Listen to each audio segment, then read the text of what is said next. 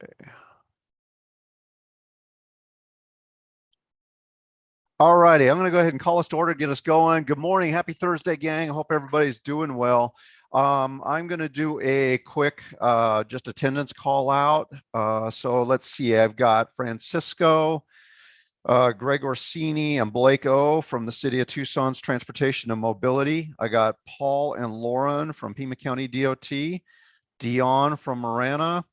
I got GJ and Jose out of Oro Valley. Alyssa Ryan out of U of A, Jay Gomes ADOT, Paul Burton Salrita. And then on my team's end, from here at PAG, we got Jeff, Crystal, Bree, Brad, James, Tokishi, Ramona, Gabe, Dave Mitchell. Did I miss anybody?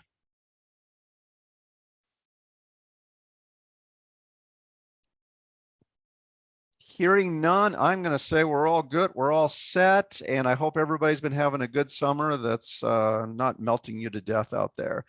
Crystal, you can go ahead and advance. Ramona, are you all square away on your end?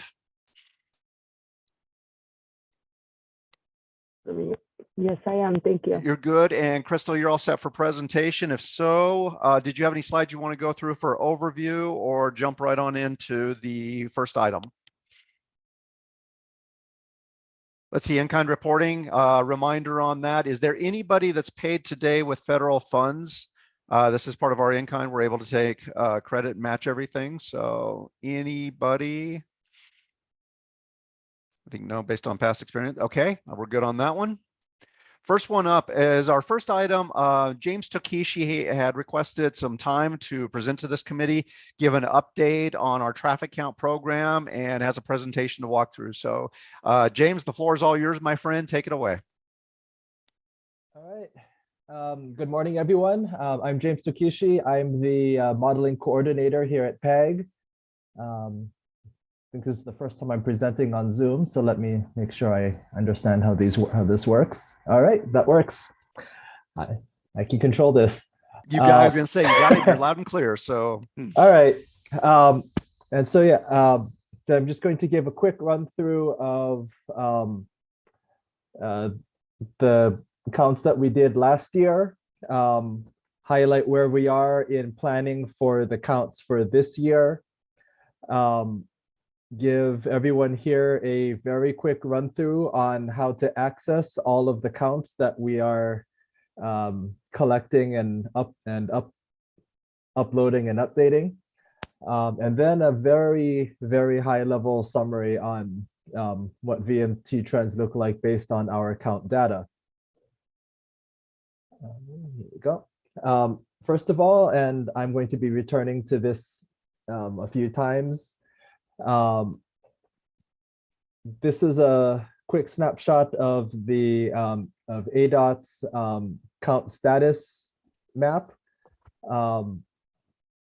and this is of course showing the Eastern Pima County region, and color coded there is you know, what counts are currently up to date, what counts still need to be collected, what counts need to be done this year, or just are new locations that actually were more recently added to this map and just haven't been collected yet. On that note, there's, you know, one thing that again I'll be returning to is that there's an ongoing need for us to collect minor collectors due to updated FHWA reporting requirements for HPMS. Going back to looking at what we've collected last year, 291 total segments, 15 class counts, 90 short-term turning movement counts. And then we've also recently been accessing and processing continuous turning movement counts from a total of 107 myovision equipped intersections within the region. These provide 24/7, 365 data. turning movement counts, as well as volume counts for a total of 422 derived segments based on approaches to those intersections.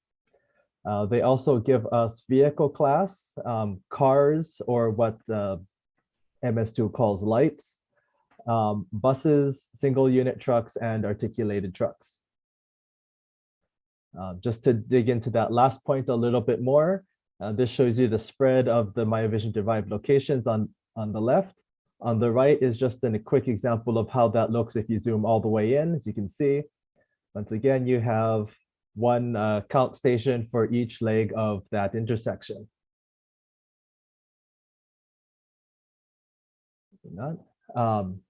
Going back to and focusing on the segments that need collection. This is what I'm looking at for this upcoming count cycle. You can see highlighted in red, sort of on a wider view on the left and more zoomed in on the right.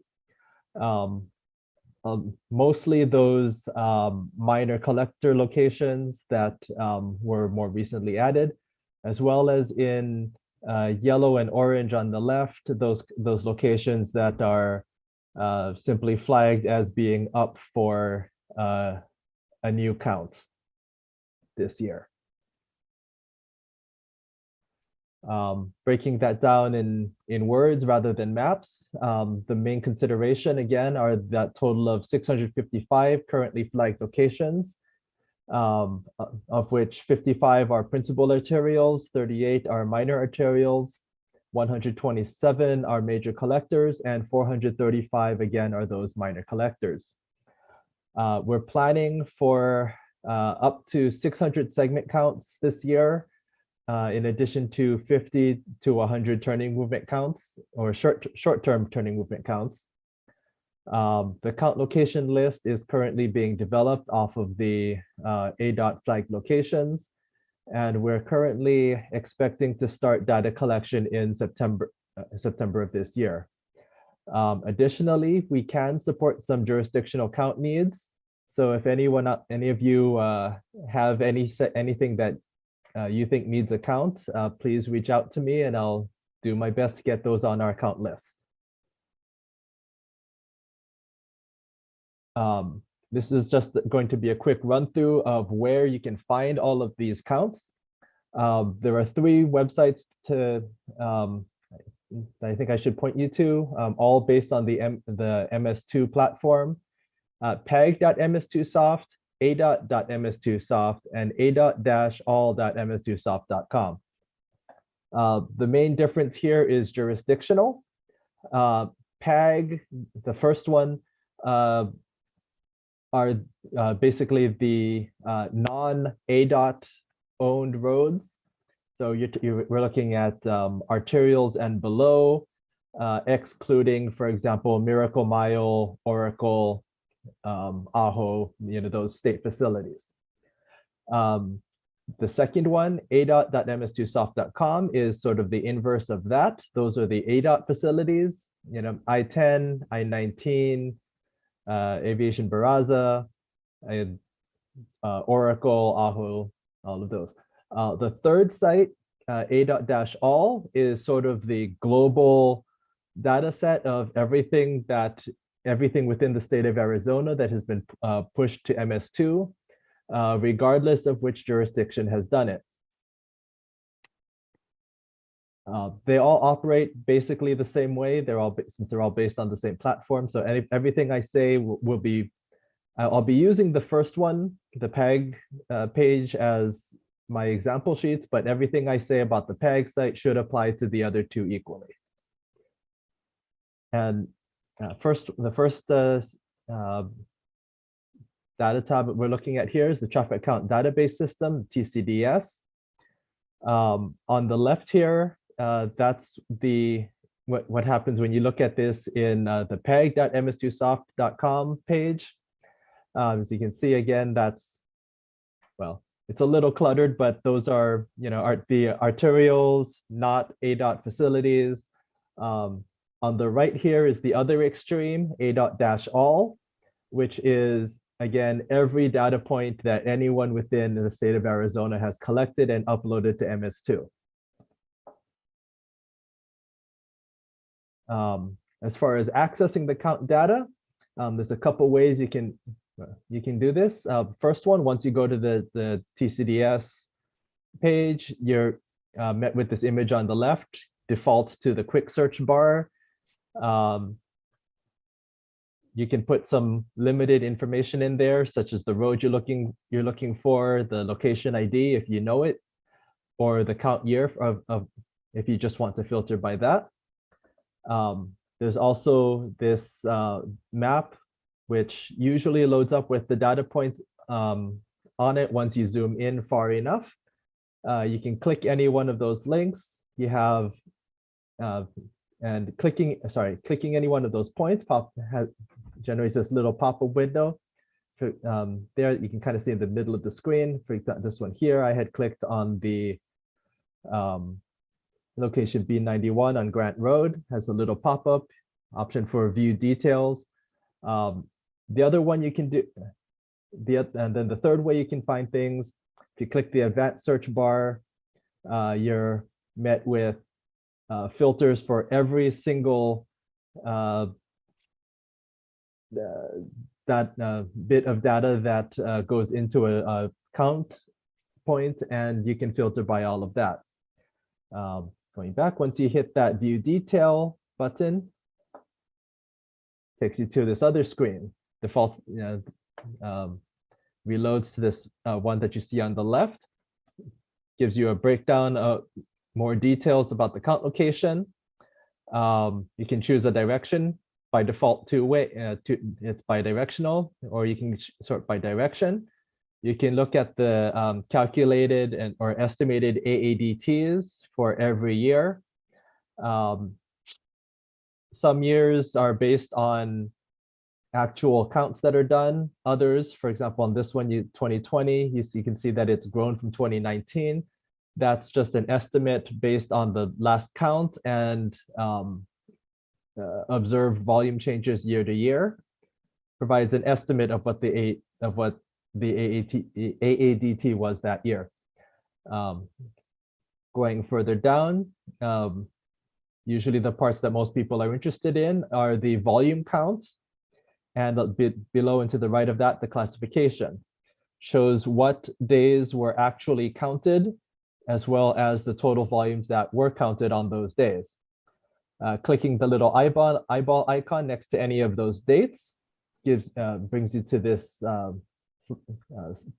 image in the middle. The count report gives you some more information about that count, as well as 15-minute volumes that were counted at on that day. Again, by default, two-way, but you can again sort by direction. If you click classification, you get this image on the right. In this case, this was an older count that we had done using a 6-class classification schema. So you have motorcycles, cars, trucks, buses, single unit, and multi-unit vehicles. Others will be based on vehicle length if it's a radar count, and others will also use the FHWA 13 or Scheme F classification. Additionally, you can see at the bottom, there's that View in Excel button to easily export this data. Turning movement counts operate in a fairly similar manner. The little image map on the right there, you can see all of the signalized intersections, generally speaking, that we've collected counts at. Some summary information, and in that counts collected by year, you can really see at which point we started importing the MyoVision data, because the sheer quantity of that has kind of blown out on the scale, the 100 or so short-term TMCs that we had been doing every year prior to that. If you squint, you might see a little bump along the x-axis, but don't look too hard. It's really hard to see. Over in the analysis window, which is probably where you'll be spending a lot more time if you look at this, you have the map. You can again quick search by intersection ID, count year. You have advanced search options, or again you can use the map, click on any intersection, gives you that little pop-up, and a view detail button, which if you click that will load this detail window that I've already loaded on this.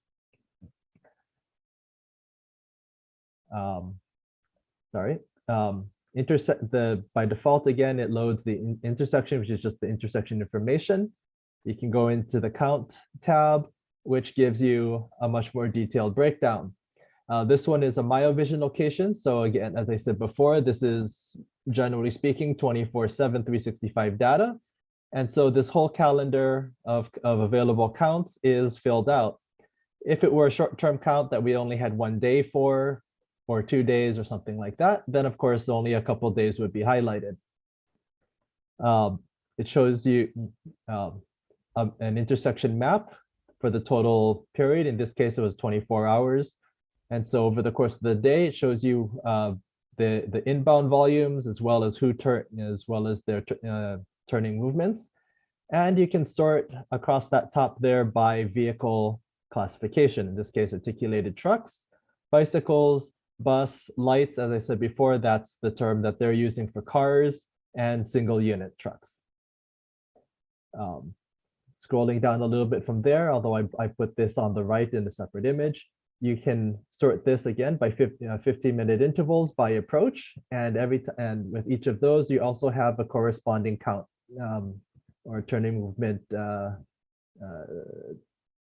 graph chart here.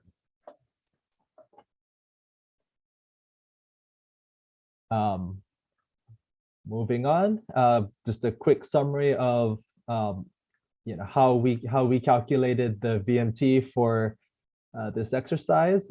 Our data sources are the PAG short-term segment counts, usually 48 hours to be consistent with HPMS reporting requirements. So typically either a Tuesday, Wednesday, or a Wednesday, Thursday count. ADOT core weekday between Tuesday and Thursday where available counts for their state facilities. So I-10, I-19, SR-77, Oracle, SR-86, AHO.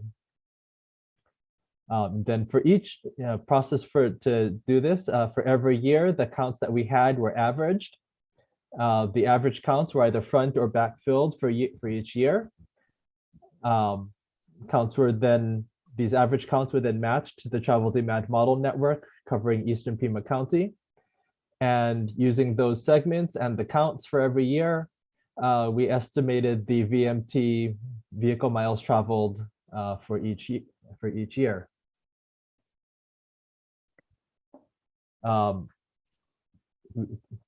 Which then gets us here. This is a stacked chart. So the very top line is the total estimated regional VMT using this approach from 2008 to 2022. 2019, based on our counts, it is the high water mark for the region. You can see the impact of the Great Recession, so some decrease in VMT from following 2008, 2009, some little recoveries here and there. 2019 again was that high water mark, which of course set us up perfectly to dip right back down during the COVID pandemic in 2020.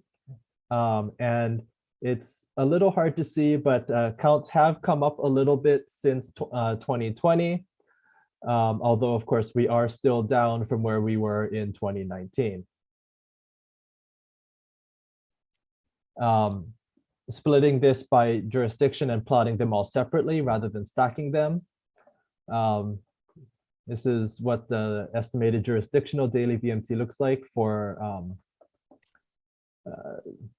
well, everybody.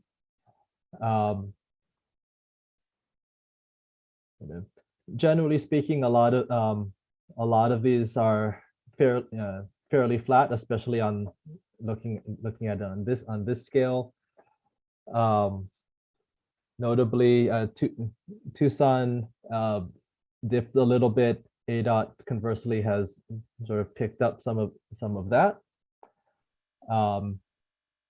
For the smaller jurisdictions, that's we can zoom in a little bit, look at Marana, Oro Valley, Sahuarita, and South Tucson. So we see again, Marana has been fairly flat over this period. Oro Valley has been gradually ticking upward, as has Sahuarita, and South Tucson again is fairly flat. As a percentage, it basically mirrors the previous slide. Currently, Tucson still has the lion's share of the VMT in the region, 39%, followed by ADOT at about 33%. Unincorporated Pima County, about 21%.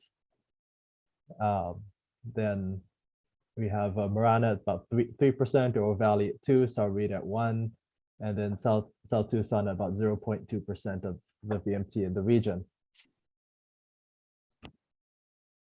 Whoops, double click there. And also, as you saw earlier, we have these volume counts by 15-minute period, which, combining everything we've done before, lets us plot that daily regional VMT by time of day, as well as then mapping, kind of comparing the various periods of the day. So since our high water mark in 2019, early morning, so before 6:30 a.m., VMT has decreased by 3.3%. The AM peak, 6:30 to 8:30 a.m., has decreased about 8.5%. Midday, 8:30 to 4 p.m. has decreased by 1.8%. PM peak, 4 to 6 p.m. has decreased 4.6%. And then the late evening, which is after 6 p.m., VMT has decreased 6.2%. And all of that is charted on the right there. So 2008, which is that first year we had on record, 2019 and 22, all there. And I think that was it from me. If anyone has any questions, I can try to take those. James, thanks a million. Great overview, and really appreciate you diving into the weeds on this. Any questions for James on any of the material he presented or the count program in general?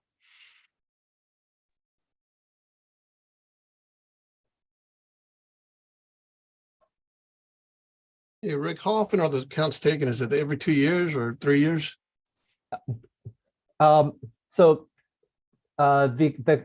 We do collections every year, but generally counts are collected on either 3 or 6 year cycles, depending on the functional class of the location. As I noted before, the recent changes to the HPMS reporting requirements meant that we had to collect a tremendous number of minor collectors. And so a big part of our efforts for the last few years has just been trying to catch up on that. And so we've unfortunately been working at that sort of minimum counting or count cycle, again, 3 or 6 years, depending on functional class.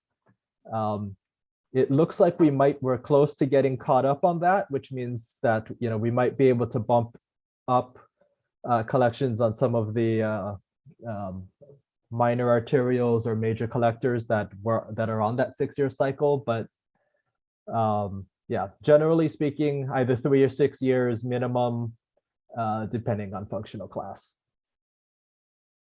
Thank you. GJ, go for it. Hello. I was just wondering if he would be able to make use of data. We do counts at various locations for our own uses. if I had a list of places that he could use the counts from, I could share that data most likely. It's like if it's going to be of use. Are these recurring counts or are these one-offs? Mostly one-offs, where we have a location that we want to have the counts on. Like I just recently did a count at the intersection of Kaya Concordia and La Cañada. That was a turning movement count.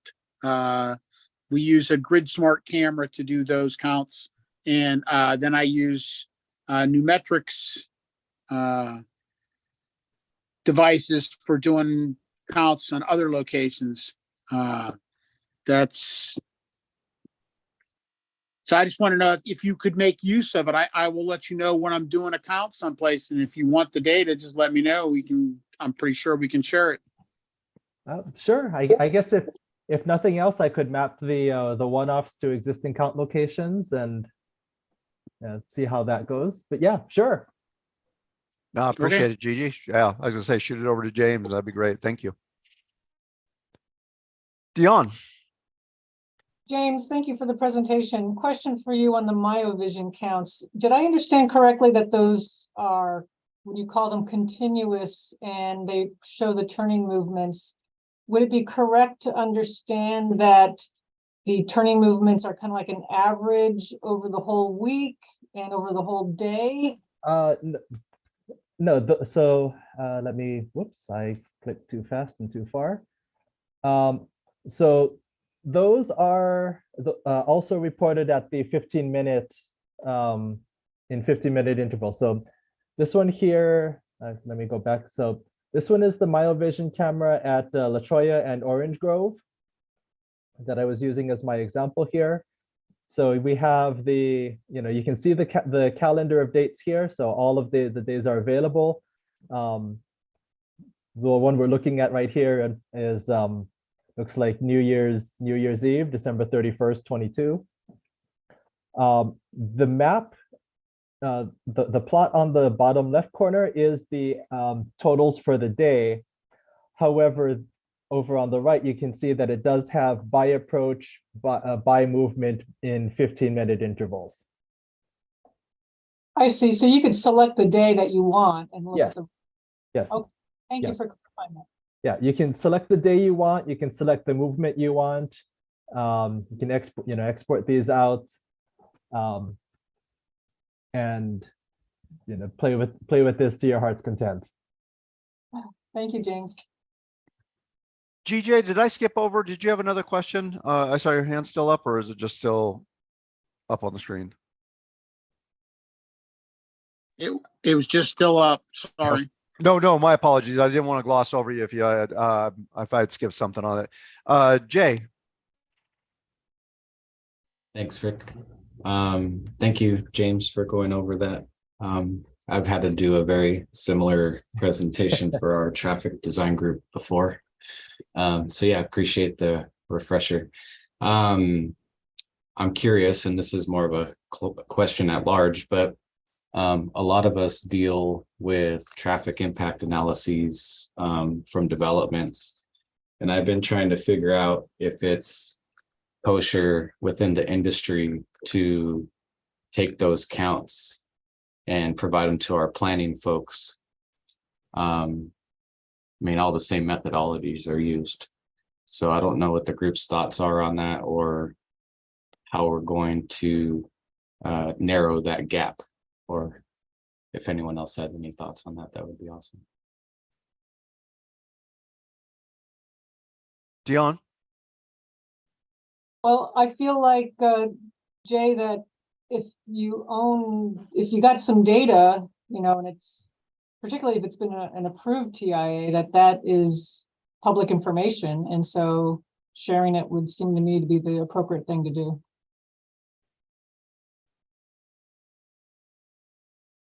So I got 1 for yes.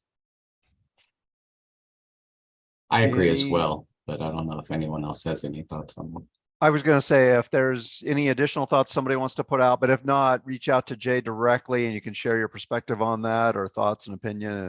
And that's certainly, this is not a one time only for that part of the conversation. So Paul, I'm sorry, Paul C. Yeah, so we have had this conversation over the years several times, and I don't know if there's a good way to standardize the requirements of how James Tokishi would best use and need the data from those TIAs, but I would imagine they could be incorporated into the site fairly easily. Perhaps they should be labeled as such so that everybody has the clear context of how the count was collected and for what purpose and et cetera. But it could be a supplemental data layer that could be very helpful. And then, if you could make the slides available, I think that would be really wonderful. And then not sure where to put this comment / question, but where we do not have counts, the Pima County is still relying on some of the streetlight count estimates. And so, James, I don't know, I know you guys had kicked the tires on that a few years ago when PAG had a streetlight subscription service, but I'm wondering if you've done any further investigation into that and whether there might be appetite to do another round or take a look at that. I think we may have opportunity to provide you some of that data. I guess my question becomes getting clear on how and when to use that streetlight count estimate data, knowing that it's sometimes significantly different from the field collected counts. So I'm not quite sure what to do with that. Just wanted to throw that out there. Thanks. Yeah. Okay. Greg. Hey, thanks, Rick. This kind of goes back to Jay's original point. Jay, I appreciate you bringing that up because we get a lot of TIAs here at the city. And, at this point, generally, new counts and TIAs, it stays within that document, right? We're not currently sharing it or anything. And it's only useful if we think back to a particular development and go look at that data. So I think the idea of sharing that out to a central contact, if maybe that should be James at PAG, we'd be happy to send any new counts we get that are associated with TIAs so they can be incorporated. Yeah, thanks, Greg. So I like Mr. Casertano mentioned a moment ago. So I did go down this path about, I don't know, probably right before COVID, trying to determine like a standard operating procedure. And the stumbling blocks I came upon were format. And, because they're like, hey, yeah, the data would be great, but we have to have it like this. And I'm like, all right, well, who's going to do that? And then the silence was deafening. So yeah, it's one of those kind of things where you just need direction on how to handle that internally. I was like, well, hey man, I just have the data. If you want it, here it is. I'm not going to go and format it for you. But anyway, so that was the stumbling block I came upon. And then obviously we all got busy and things happened and life went on. But I really think there's a lot of value in it, and I just haven't found a good way yet. Okay. Jay, are there ways that we can kind of standardize the language and how we require those counts to be delivered to us as part of the TIA, that if we're all doing it the same, might be able to ease the loading and the sharing of that data through MS2? Well, right. And that was my thought from the beginning. It's like, well, how are we giving it to MS2 already? Isn't it? I mean, because everyone used the same company to do the traffic counts, right? So Just because I have it in a PDF. I mean, do you need it in an Excel? Like, what does that report look like? What, or, you know, how that data standard is, and so on.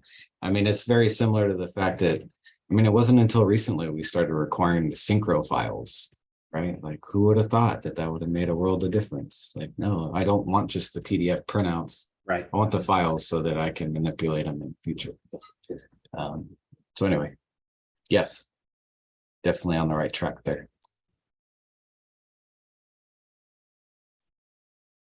Okay, good discussion. If there's nothing else, James, again, thanks a million. Really appreciate you jumping in, providing all this stuff. And then as you can see on the context there, anything else, any other follow-ups, you guys feel free to reach out to James and Hinsu as you see appropriate. Okay. Thanks for the time. You got it, bud. Thanks a million. All right, next item up is our standard, kind of getting into our normal meeting activities and items. So update on this. Gabe, why don't you go ahead and kick us off? Tell us what we got, what we know. Floor's yours. Hey, everybody. Good morning. Yeah, James, great presentation. Thanks. That was super informative. I'll keep mine pretty brief. Just wanted to let everybody know as far as the main safety activities going on. We've completed, since we last talked, we completed the Silver Bell road safety assessment for the city of Tucson. It was from Silver Bell and Grant down to actually past Silver Bell just a smidge, and kind of looped down around to Congress and Grande. So we've done, over the course of the last 2 years, we've actually now done quite a corridor along there, starting at Congress and Grande, down Grande Mission to Ajo, and now up to Grant. So that's been completed, and that was sent off. That final report was sent off yesterday. So that's most of my report. We are in the process of updating the Safety Explorer crash data for 2022. If any questions, let me or Dave Mitchell know about that. Otherwise, I'm open for questions.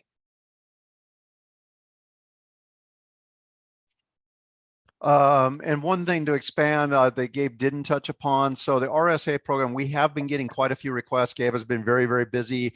The reason you're hearing kind of one update is that's the typical summer hiatus. Gabe, am I saying that correctly? It's not a downturn in the program. It's just the typical summer. Hey, there's a little bit of a lull. Then we usually have a heavy spring and fall. Am I saying that correctly? Yeah. We take the summer off basically. Traffic conditions are atypical. Traffic volumes are down, school's not in session. There's a number of factors that contribute to why we don't typically do RSAs in the summer. That being said, we're always open for business for a design RSA. We can do that all year round. That's no problem. But for with some tiny exceptions. But yeah, for the most part, we want to be out there when it's typical conditions, when we're seeing if there's a rush, if there's a peak, we want to see that and see what the impact that has on the transportation network, user behavior, et cetera. So, we can't capture it all. If the snowbirds are all and the students are all gone, then who's going to drive badly, right? That's it. So get rid of all the out of towners. Exactly. Okay. So thanks, okay. Rick. Nope. Thanks for the update. Thanks for the extra explanation or elaboration on that. Any questions for Gabe? Paul C, sorry. Yeah, real quick. Gabe, the question came up. Do you know where ADOT is with their, so now they have, and this might be for Dave Mitchell too, they have a requirement to do a vulnerable users crash report update because the numbers are not so wonderful in Arizona. Do you know any of the parameters around when they're required to do that and where they are in the process and when we might see anything? That is a great question. I'm going to kick that right over to Jay and see if Jay can help answer that question. Oh, come on, Gabe. Yeah, sorry about the left field question, James. Yeah, it just came up internally, so I bounced that right off me. Sorry, Jay. God, it's Teflon on that one, man. We can follow up with Kerry and company. And I was gonna say that's exactly what I would need to do. And that just came into an email a couple of days ago. So yeah, I would actually go to Kerry and Saroja. Yeah, I think we're going to hear about it when ADOT starts getting there. I think Carrie and Saroja and Mona and all of them will probably be letting us know for sure. We'll be hearing about it. So I think no news is probably no news. And are we hearing anything on the next round of HSIP call? Do we know target time for that at all? I haven't heard anything. Jay, do you know? I asked Carrie that question because I was like, hey man, about this time last year, I started putting projects together. That's what we're thinking. Exactly. Well, we want to be as ready as possible. And frankly, we're not. So Right. I would say I would continue putting them together so that Yeah. they're ready to be submitted whenever the call is provided, but I haven't heard anything on when they're going to actually issue a call. Paul, question for you in that regard, and I guess this goes for anybody that's thinking about doing HSIP applications. Is Safety Explorer still working for you as a platform by which you can analyze the data and then sort of project manage it in the initial conceptual stages of trying to come up with project identification? Anybody need anything? Anybody need any updates? Or any additional functionality? I'll see your question with a question. Are on-call services still available for helping us through that process? And when does that come around again? So the on-call, the kitty is dried up on that one. We had acquired our STSP, or Strategic Transportation Safety Plan Phase 2, which was implementation. We had some very ingenious and foresighted Paglets back in the day, Paul. I won't name any names, Paul, who helped us acquire some funding to be able to get those on-call services to put those applications together. We are in the process of talking with ADOT about acquiring additional HSIP funding, not just for that, but for our RSA program. So yeah, that's sort of in the works, but it's been a really successful use of those funds. And as that implementation phase of the STSP has rolled out, it's been pretty good. We've had 2 really successful rounds. So we do want to keep that going. Gabe, and isn't that really more, we've managed that or limited that when the call for projects for application development at that time, correct? It's not quite a year-round type of thing. It's strategic in when the call comes, then we can activate it. Is that a safe way of saying it? The approach we've taken is yes, it's just to help with the application. So when the call comes, then we sort of start from scratch, look at what we have, do a whole assessment on where there's issues, where we can have successful applications, where the need is greatest, and then proceeding from there with our on-call list. But if Paul, like Paul's saying, they take a running start at something, they kind of looking to load the gun, aim the gun, then that gives them a leg up in that some of that work would have already been done, initiated, and they're just that much further ahead of the curve. Yeah, exactly. We don't want to start from scratch, like do a whole network screen. We want to have like some ideas of what potential projects would be, and then get the support services to say, yeah, we really think this is a viable project and this is why. Sure. I think that's legitimate, but as Gabe's saying, I think the activation of our assistance in that would be when the call comes out and when the funding becomes available. So that's probably there's a line of, where we'll come up to the table for both parties. So yeah, but it sounds like that is not available any longer due to the funds not being around. I was going to say there's a big asterisk on it because we don't have the funds now, but that's not to say we're not going to have the funds. Yeah. So stay tuned. We'll see what we can get, and it also partially depends on when the next call is coming. So okay.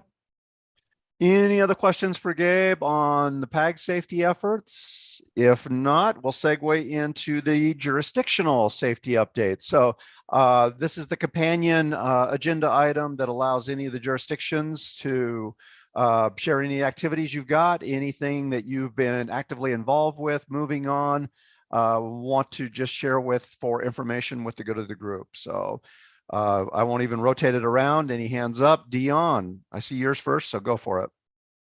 Yeah, I just want to report that we did a mini roadway safety assessment, or PAG did anyway, and had a recommendation. This was done at the Gladden Farms School in Gladden Farms in Marana. And one of the recommendations was to move the location of the school crosswalk. We had some reservations about that, so we did a trial relocation at the end of the school year. And everybody thought it worked out pretty good. Maybe the only exception would be the neighbors who had maybe more people parking in front of their house. But we decided that moving the crosswalk was a success. And so this fiscal year, we are going to make that a permanent relocation of the school crosswalk based entirely on the recommendation from the roadway safety assessment in our follow-up study. No, perfect, That is- Don. No, thanks. That's a good success story. I'm sorry, Gabe. That's great news. No, Yeah. no, I was just going to agreed. Yeah, no, I think that is fantastic news. Thanks for sharing that, Dion. You're Glad welcome. when that can work out. Yeah. Yeah. Good deal. Any other updates? Anybody else want to jump in? Blake, go. Yeah, just a couple things. Kind of tying into the discussion we just had with Gabe, but I don't know how many we're up to, Gabe, on RSAs for the city, but we're getting slammed. It's all good. But I just wanted to kind of let the group know that, you know, we do value that. We take it seriously. And we are actively using our operating budget funds to hit the low-hanging fruit in each of those, in every RSA we do. And then I might have mentioned last time, we're hoping to leverage some Prop 411 safety funding, local funding here to address the medium term, more costly recommendations, although staffing and it's been kind of a challenge to kind of herd that work together and assign it. So we're working through that. And then the last thing I just want to mention was the discussion about using consultants for on-call or for applications. Boy, I can't stress how much that's been helpful to the city over the last 3 years. I think we've got more than, I want to say $30 million in HSIP funding, and that's no joke. And that wouldn't be possible without that effort. So, you know, obviously as much money we can grab from the state for local projects, the better. No, glad that's been able to provide such a good assistance for it and really be the necessary complement to you and your team. So, okay.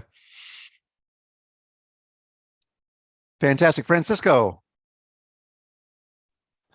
Hey guys, it's been a while since I've been here. Just a couple of updates. I don't have firm dates yet, but the kinetic signals upgrade is moving forward. And we're doing a conversion to all Verizon wireless for the city signals.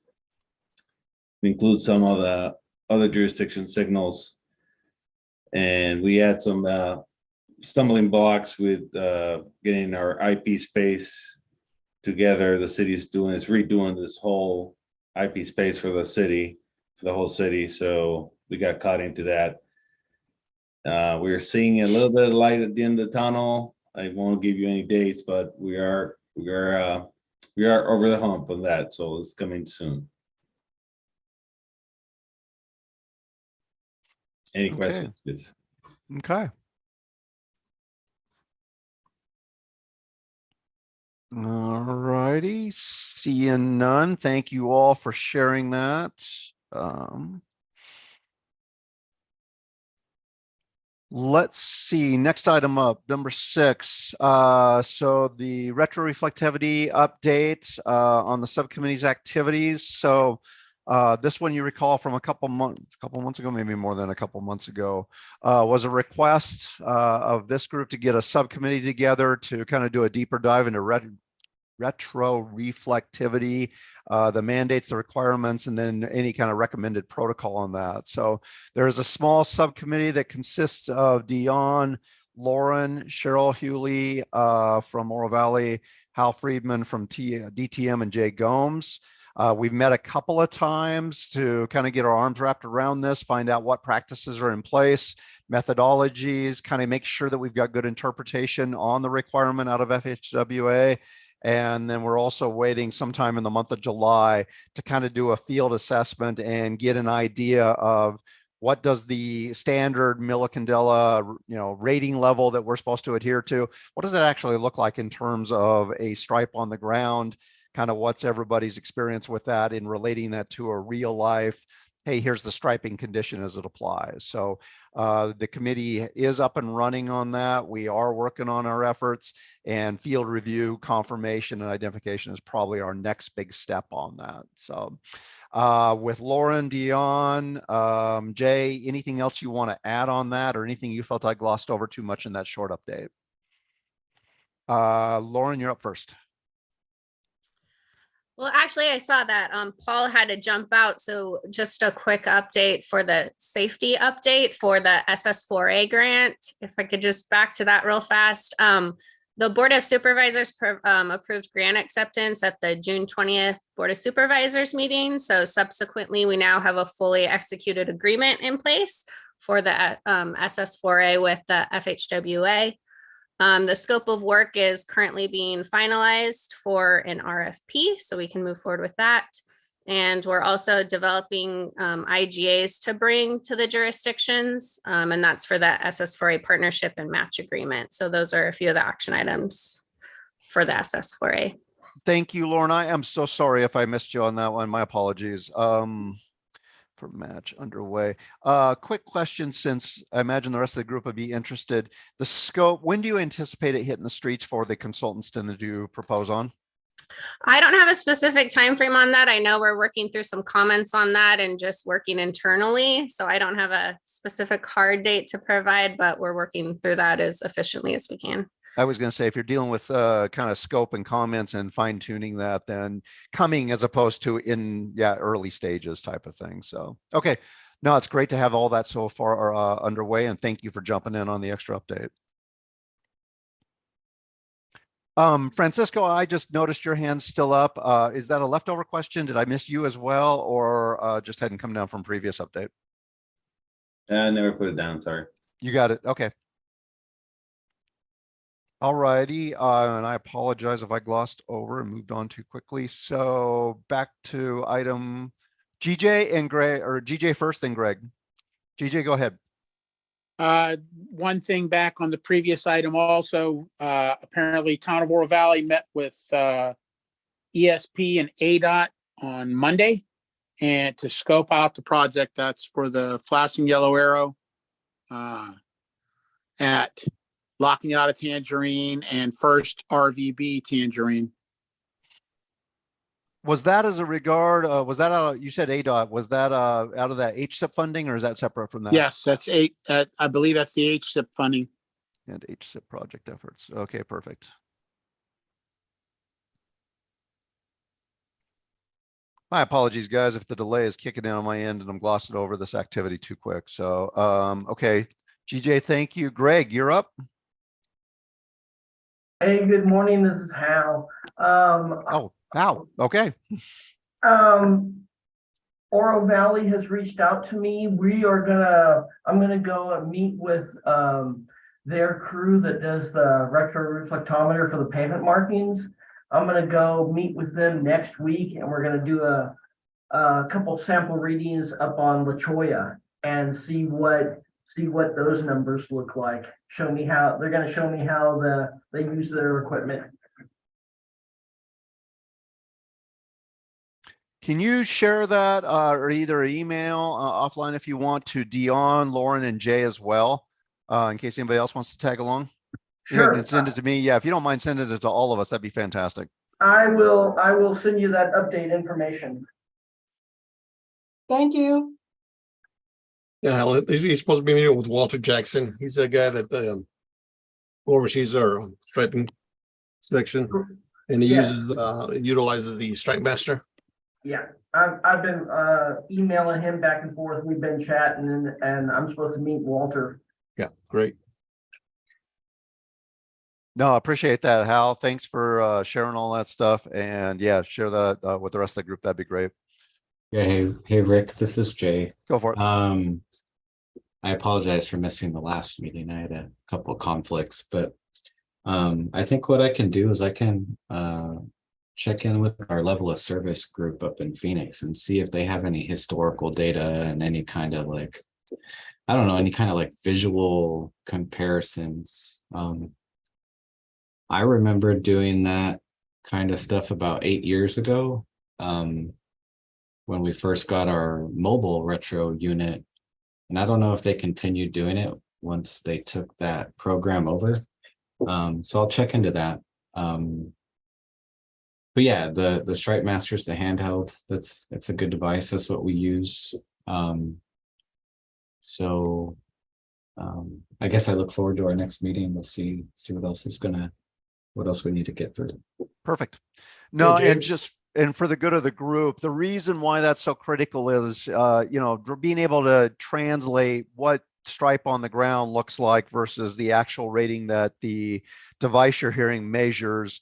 Nobody in our subcommittee really had a great feel for just how faded is, or how robust you still have to be for it to pass and be acceptable according to the standard. So that's why you're hearing all this extra discussion, field reviews, things like that, is being able to I guess qualitatively evaluate it the same way as quantitatively evaluate. So I apologize for whoever I cut off on that.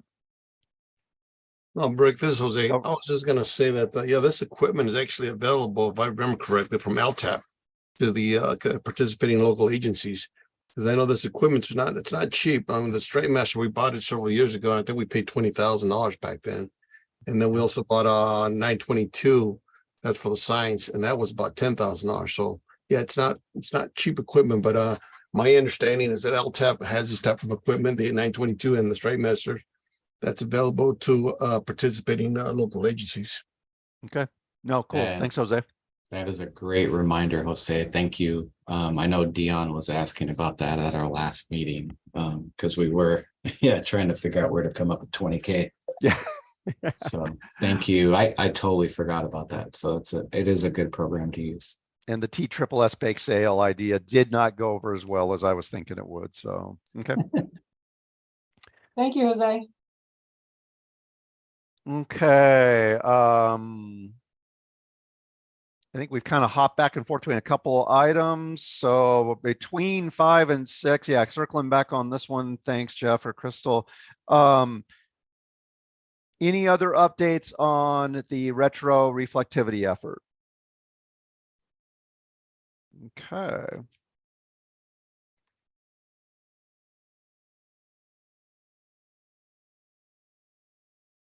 All right, our next item up is number 7. Oh, let's see, our automated transportation management system. Good God, now I'm trying to remember what this was actually a replacement of. Is this the kinetic upgrades, or this our telecommunications efforts? I guess 7 and 8 kind of blend together, but if I remember right, this was the kinetics discussion and the software system. Is that correct? Probably. I was going to say, I think this was, and my little cheat sheet's not right in front of me. Any updates on this? If I recall correctly from this discussion, the big issue was that the software, and Dion, obviously you were kind of running into this the most, that the kind of what was being used now is not quite being supported, but the new systems out there are significantly more expensive than what the previous ones are. I know I'm kind of oversimplifying, but that boil it down in a nutshell. And is there anything else anybody has to add on this aspect? Rick, the town of Marana put in for 2 separate grant applications using what's called Prop 202. There's some tribal grants. And we put in one with 2 different tribal agencies to fund purchase of an advanced transportation management system. And so I put in the grant for about $130,000. Hopefully that'll be enough. 130K for advanced system. On the city side, the kinetic signal systems that we are in process of installing will take all the region signals into it. So if Marana has its own, Marana has its own, but other jurisdictions that want to be on the kinetic signals will be allowed. And Francisco, connectivity will be critical, and the city's not going to necessarily provide that. You would have to, the agency would have to provide the connectivity themselves. Correct. Connectivity to the signals themselves, yes. And to the city as well. No, you're the way this kinetics works is if you have a fiber connection to your signal, then you send via VPN tunnel from your city network straight to the cloud, to the kinetic signals cloud. If you have a Verizon connection or any other cellular connection to your signal, it goes from the Verizon or wireless provider directly to the cloud. No longer would anybody have to deal with the city. You will access kinetic signals straight from the cloud, and you will send your data straight from your city to the cloud. So the way I'm interpreting what you're saying, Francisco, is that I don't necessarily have to buy my own software because I could piggyback on the city of Tucson's software. Yes, I believe we have 1,000 signals, licensed for 1,000 signals. And that's okay with the kinetics people? Well, we bought 1,000 licenses, so yes. We're moving whatever is right now in MaxView over to that new system. So that includes the state, that includes Oro Valley, and everybody except Marana, because you guys pulled out, but it wouldn't matter to add you because we got 1,000 licenses. Interesting. I was gonna say, Dion, if that's something you want to follow up with Francisco offline, that might give you better kind of insight on how to tackle this on your end and what you've got underway as well. Yeah, I'll do that. Thank you. Okay. I was gonna say, it sounded like that might give you another opportunity. So Francisco, just to make sure I'm understanding it correctly, the city's purchased up to 1,000 licenses. That's why everybody else has the ability to come into that as long as we don't push over that limit, correct? Correct. And then you can buy more licenses later. And the connectivity that you were describing, that's just got to be between the signal systems. Everything else is cloud-based. Yes. Okay. Write that right. Okay. Any other updates? Any other questions for either Dion or Francisco or anything else in general that any of the group wants to share?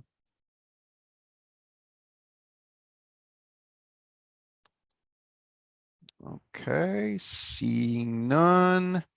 Traffic signal communications. Francisco kicked us off a little bit earlier with the update on both the connects, we're kind of hitting on this, and the Verizon wireless conversion that's ongoing.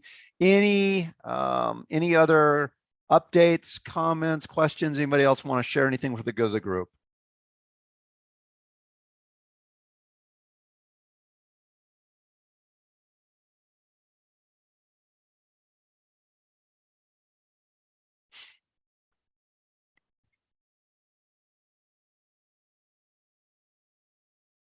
I'm not seeing anything.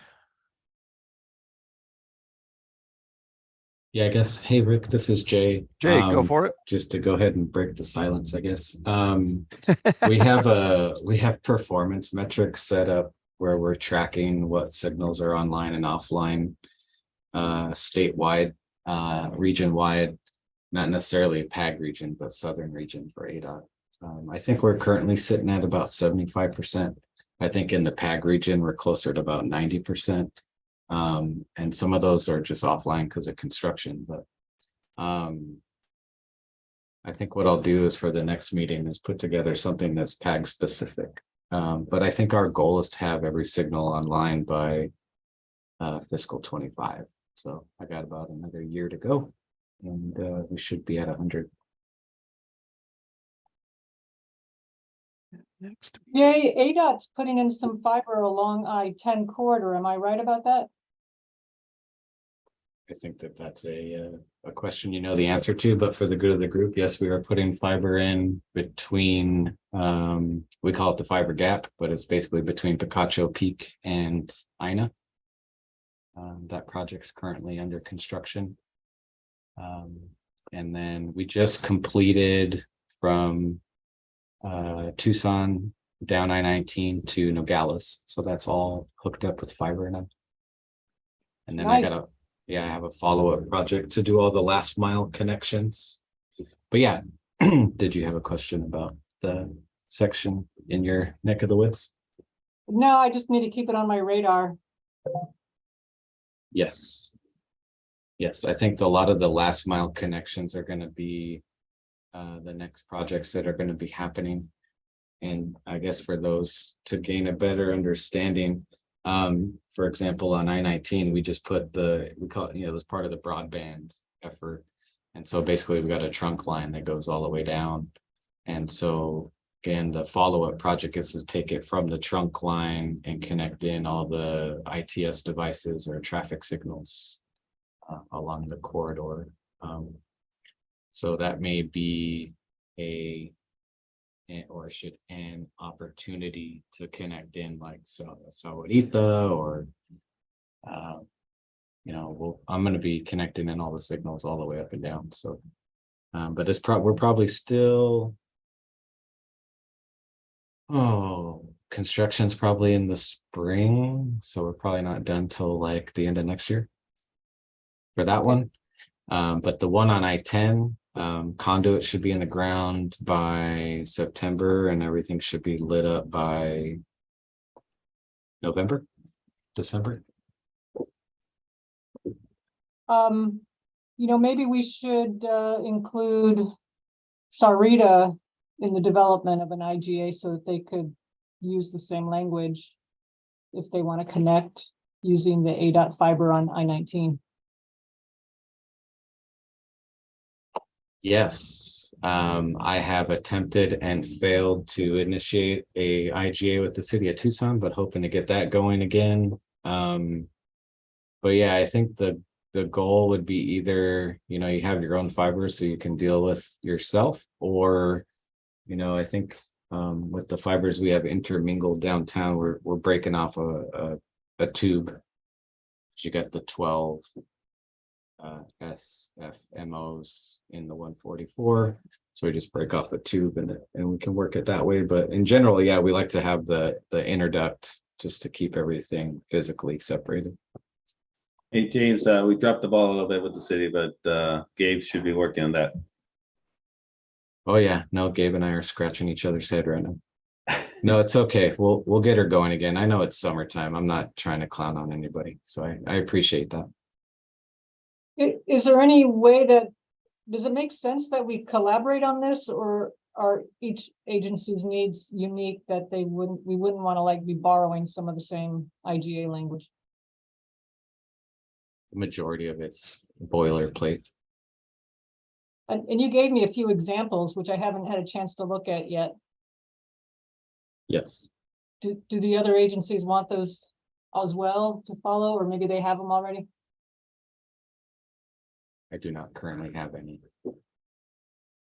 Well, if any of the other agencies want copies of the IGAs that Jay sent me as examples to follow for developing an IGA, just ask me. I'll be happy to shoot it to you guys. No, cool. Thanks for doing that, Dion. I appreciate you offering that.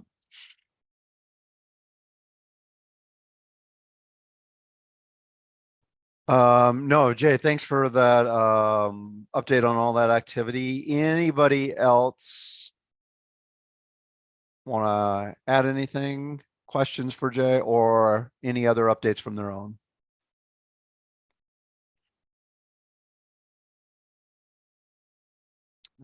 Okay, not seeing any. That was our last item up. For future meeting, if you would keep September 14th, that would be our next on this regular cycle, kind of sticking with a bi-monthly sequencing on that, and second Thursday of the month seems to work out. Obviously, once we get past that, we kind of have to jimmy and jockey around holiday schedules and everything else. But right now, we're still on track. It seems to be working out. We'll hold tight on that. And for the retroreflectivity subcommittee, we'll be following up after the field review effort. So that'll be separate and on a more frequent basis. But if you could block out the same time of 9 to 11 on Thursday, the 14th of September, that would be our next targeted meeting time frame. With that, that's all I've got on the agenda. That's all I've got. Is there any other questions on any of the topics we've covered? Anybody want to go back on anything? Kind of one last double check to make sure I didn't miss anybody as I've been doing. And not seeing any hands. Anybody want to jump in?